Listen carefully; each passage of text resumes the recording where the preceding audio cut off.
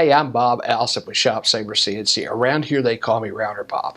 I've got an interesting video for you. You know, one of the neatest options you can get on your ShopSabre CNC is a rotary axis.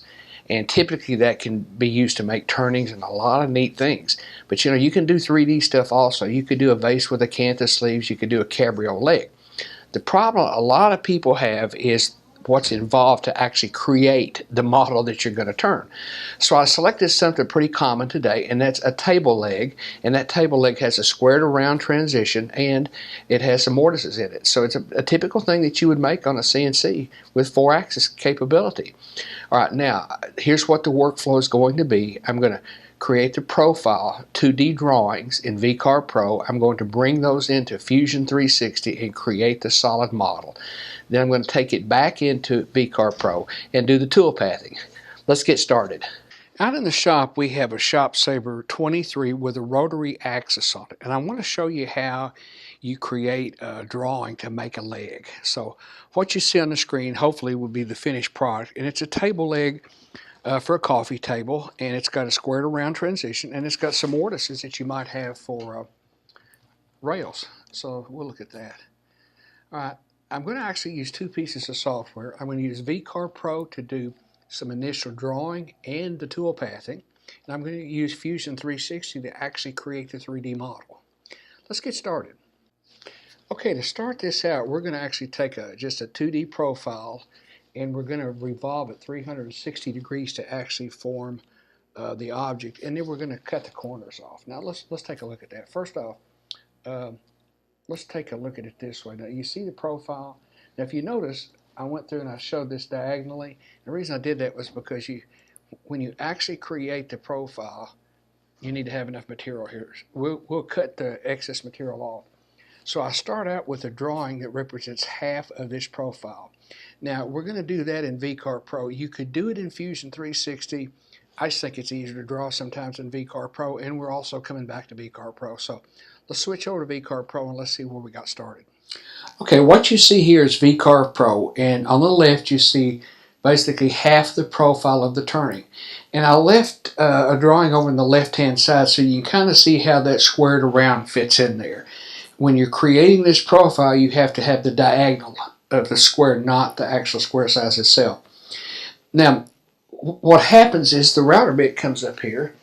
This is between centers, and it comes up here, and the router bit follows that contour right under it.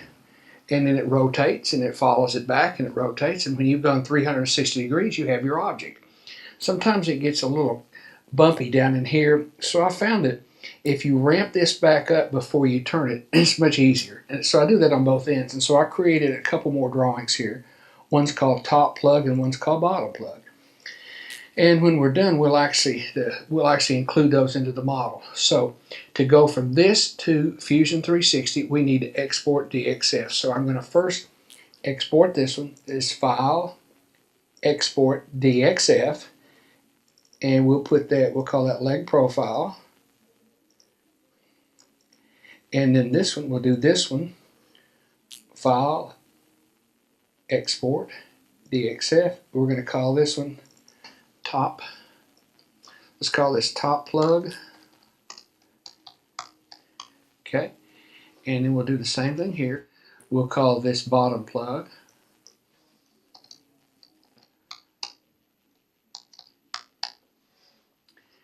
And that's saved. Now we're ready to take those files into Fusion 360. Now let's see how we get from our 2D drawing that we created over in VCarve Pro into Fusion 360 to create the solid leg. So we come over here to Insert, DXF, okay. First thing it says, which plane do you want to bring it in? Let's do it on this one. And then what's the name of the file? And the file is going to be profile, leg profile. And there aren't any units involved with it, so that's why you see that message, okay? So that looks okay. All right, now how do we turn this 2D drawing into an object? Well, we revolve it. So I come over to Create, Revolve. Okay, it says select the profile, that's that. And then it says select the axis that you want to rotate on, that's that one. And we're going to create a new body, or we'll create a new component. We'll hit OK. And we've created a component. Right? So that's the first part, okay? Now, but we need a squared around transition here, so how are we going to do that? Well, we're going to go to Sketch, Create Sketch, and we're going to select that surface. So our sketch is on the end of that piece of material. We're going to create a rectangle, or square actually, and it's going to be 1.875 by 1.875, and we'll hit enter. That creates that. Okay, then I'm going to create a line that goes from diagonal to diagonal. There's a number of ways you can do this. All right, what I want to do now is I want to hit that. I'm going to turn that line into a construction line. Whoops. Let's get that line into a construction line. There we go. All right, now I want to actually take this. I'm going to tell it to move it, and I'm going to tell it to move it from this midpoint of this line to that center. And you can pretty well tell if it's right. That square is symmetrical, so that looks pretty good. I'm going to say stop sketch. Now I'm going to turn that into a 3D. So I'm going to come over here and I'm just going to hit Q on the keyboard. I'm going to select that and that and that and that. I'm going to take this error, take that off. That should subtract it. Hit OK, and that's our squared around transition. Okay, now let's go over here and look at render. Let's render it, and then let's put a color to it. So how about cherry semi-gloss? We'll drag that over there, and there's our leg. So that's what we've created so far. Looking good, looking good. Okay, so the next thing we probably want to do is actually bring those plugs in. Here, let's go back to model. Okay. And we'll come to DXF or under Insert, and we'll get our sketch plane, and we'll select that one, will be fine. And we'll select our file. We'll get the top one first. Okay, we got that. Okay, and all right, so now here's where we're at. That's what we want to do. That's what we're going to revolve. So let's go over to Create Revolve. Okay, let's make sure we create a component. The reason we're doing that is because you can assemble or combine components. Okay, we want to select the profile, so that's that shape, and then the axis it gets rotated on, so that's actually the center line right there. Okay, there's our component. All right, that looks good. Okay, let's do the same thing over here. Let's go back and insert. DXF. Let's see. Let's go back to that sketch plane again, just for the heck of it. Okay, select the file and video. This is going to be the bottom, and it should pop in here. Okay. Now let's turn around here. Okay, we'll create another revolve. We're going to create a new component. Wants to know the profile, wants to know the axis we're rotating on. That's that one. Okay, now one of the things that you notice here, this is everything lined up because our DXF drawing lined up. Well, it doesn't always work that way. So let's do something. Let's say I'm going to select that, and let's say modify. So let's modify that component. And what we'll do is we'll just move the thing around.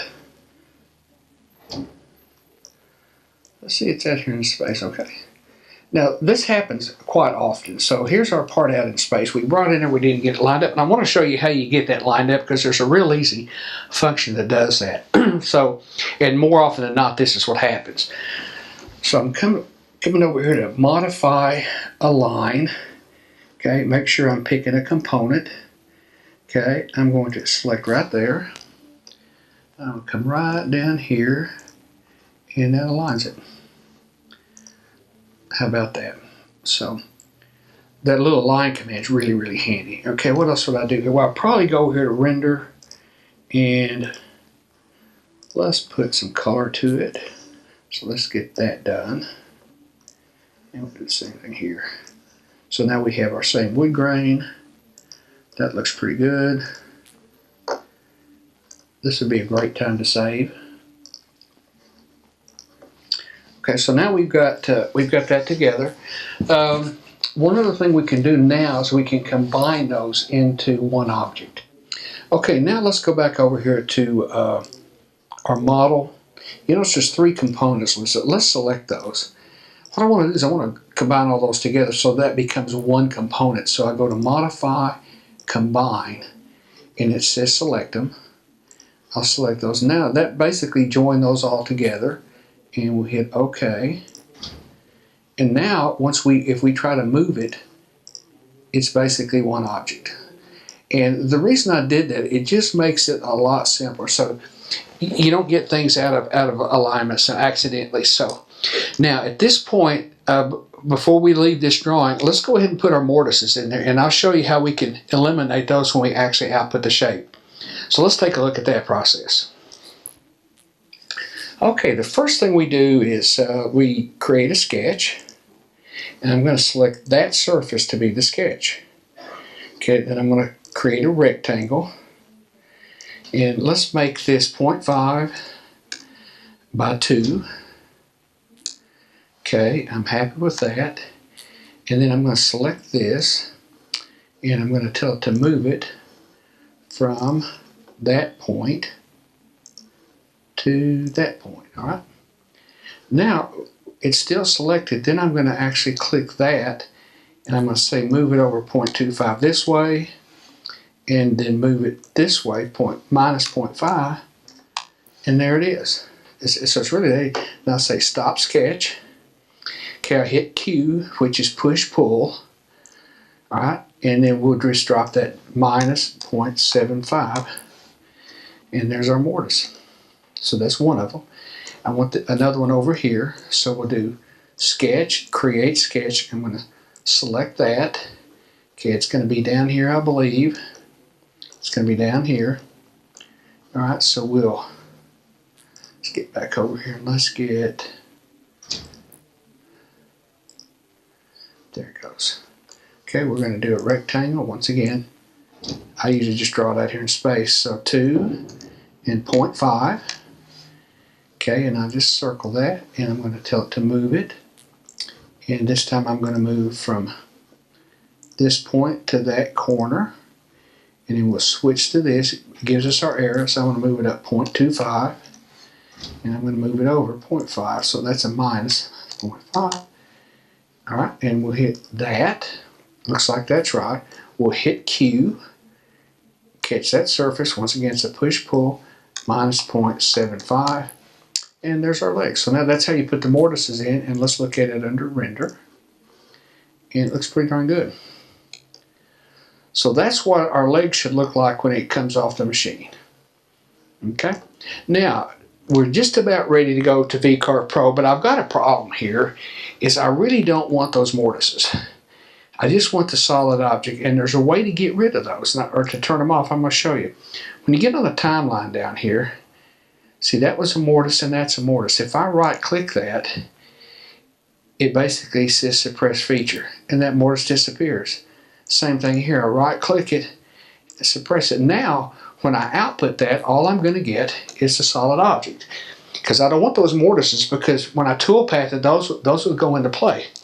Okay, let's make sure we've saved everything.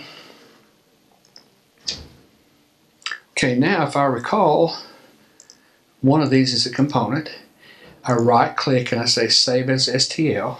Okay, and we're going to put that leg video files, and we'll call this 3D leg.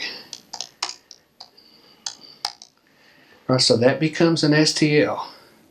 Right now I've created the 3D object that we need for VCarve Pro. Let's go see how that's done. Okay, we're back at our profile drawing in VCarve Pro. I need one dimension, and that is how long is this. So there's a couple ways to do it. I could just do this and say how big's that block, and it looks like it's 17. You could also use a measure tool, measure from there to there. Okay, and it's 17. All right, so that's all right. And I'm going to make sure that's saved, and we're going to close it. So we'll say File, Close. This is a really neat feature of VCarve Pro, and it's going to give us the ability to actually unwrap that turning and toolpath. And when you're done, you're going to have a program that creates that.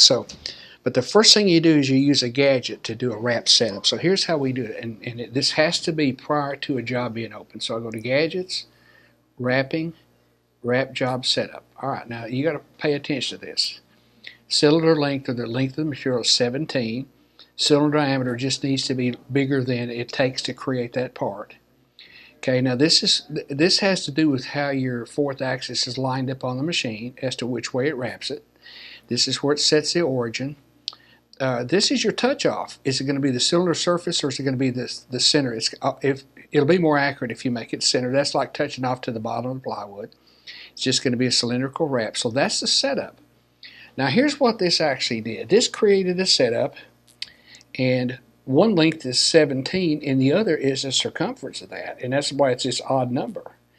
So it basically created that. Now here's the neat part about this. We come over here to modeling.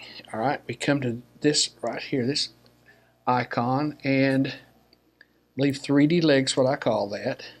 It's an STL. It's going to open it up, and there it is. So now what we need to do is we got to get it aligned correctly. Boy, that's pretty close. Let's see if centering it fixes that. Okay, that looks pretty good. All right, now watch what happens here. I'm going to say OK, and it's going to say, do you want to unwrap it? I'm going to say yes, and that's what it creates. So it actually creates a surface. And now once I toolpath that surface, when I run it, it's actually going to rotate one of the axes as it goes. So in this y-axis, it's just going to rotate it. And when you get finished, you'll have the turning. Okay? Let's look at how we'd actually toolpath that. Okay, now that surface is no different than one you did with leaves on it. It's the same concept. If you look at it from the 2D, it's pretty plain. All right. So what do we do? Well, how would we toolpath a 3D surface? We typically use a ball nose tool and go back and forth. In our case, this is going to be wrapped.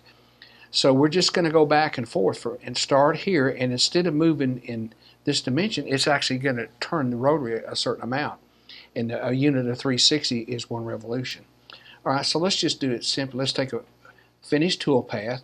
Okay, we'll use a 1/8" ball nose probably. Set a step over at 10% in our feeds and speeds. I probably use a taper tool because they don't break nearly as easy. Okay, we're going to let the boundary be the material boundary. Now you might have this set up where you had more stock somewhere and you said, okay, I only want to apply this in this area. We'll do a raster. I'm going to set it at 90 degrees. I want the toolpath to go this way. And let's hit calculate. It's going to take a second to calculate as it does all finished toolpaths.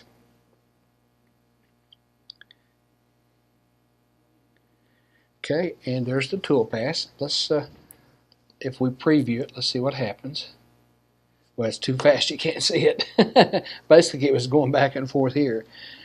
Now, let me show you something that's really, really neat. Let's go over here to where it says Toolpaths, and let's go to Toolpath Drawing, and let's say Wrap X values around the Y-axis. And that's what happens. There's your turning. So what actually comes out when you interact the rotation, that's what comes out. Now, Aspire has a little bit better graphic in this. Let me show this to you in Aspire. Okay, this is the same setup in Aspire. Now, look what happens when you do simulation. The simulation is a lot better. So that's kind of what it looks like. But what do you see this? You go to Toolpaths, Toolpath Drawing, and you wrap it around there, and there's your object. So Aspire has much better toolpath simulation, but that sure looks like the part that we modeled. Well, I hope you enjoyed the video. You know, we were able to go out on the machine and actually run that part, and it came out really, really nice. I really wanted to show you in this video a real nice workflow that didn't require a lot of expensive software to accomplish, and to show you how you can actually make something with that fourth axis on your ShopSabre CNC.